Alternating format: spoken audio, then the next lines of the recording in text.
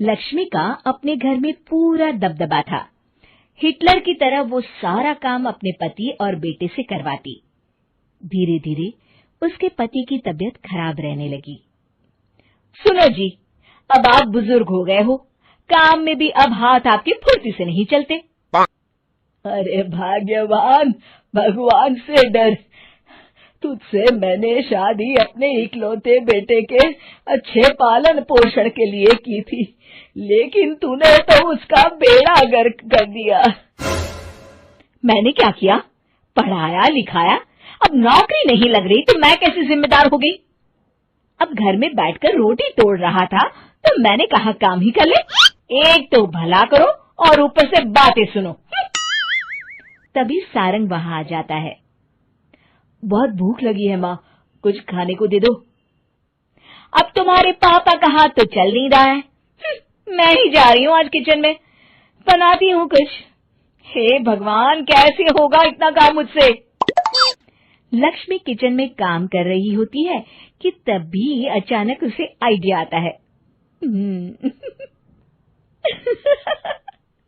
अरे मैं भी ना, अरे यहाँ तो फ्री की नौकरानी ला सकती हूँ मैं, फिर मैं क्यों खाना बना रही हूँ?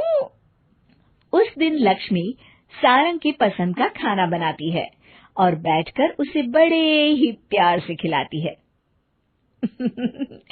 खा ले बेटा, खा ले, पेट भर के खा ले। अरे रुक, मैं तेरे लिए ना गर्मा गर्म रोटियां लाती हूँ। सारंग और उसके पिता एक दूसरे की ओर बड़े ही हैरानी से देखते हैं।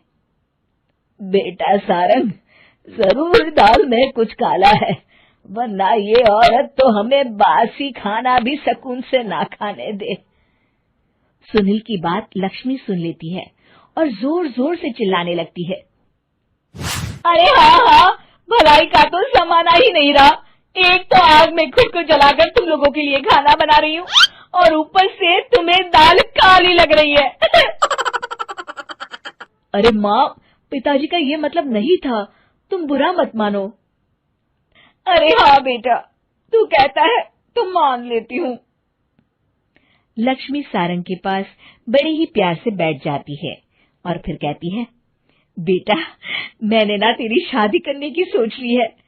अब तेरे पिताजी के हाथ भी नहीं चलते तो सोच रही हूँ तेरे लिए बीवी ले आऊं। अब पता नहीं ना मैं भी कब मर जाऊं। अब ऐसे भाग्य भी कहाँ है हमारे। क्या कहा?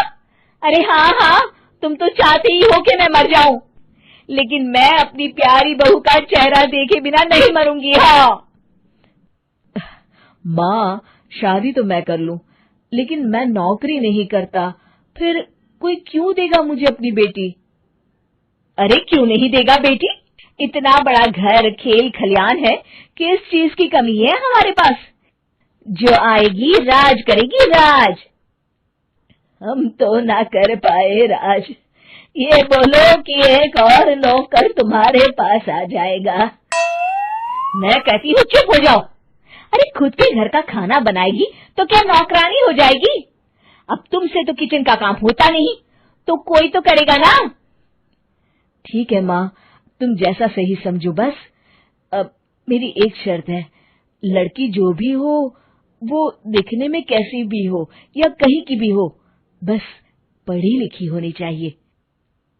अरे हाँ, ला देंगे पढ़ी लिखी बेटा, मैंने कौन सा काम करवाना है उससे। हाँ।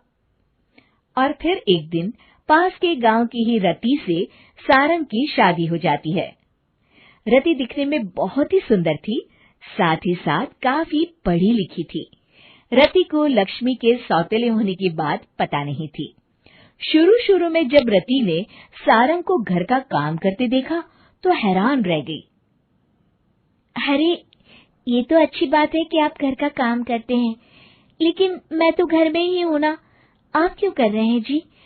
जाइए आप नौकरी के लिए अप्लाई कीजिए ना। तभी लक्ष्मी वहां आ जाती है। अरे रति बहू, करने दे उसे काम। और हाँ, मेरे घर के कुछ नियम है, कायदे हैं, यहाँ बीच में ना ही बोलो तो तुम्हारे लिए अच्छा होगा। रति को लक्ष्मी की बात कुछ अजीब सी लगती है। वो समझ नहीं पाती है कि वो ऐसा व्यवहार क्यों कर रही है, लेकिन उसे लक्ष्मी के सौतेले होने के बारे में कुछ पता नहीं चलता है। फिर एक दिन तो हद ही हो जाती है।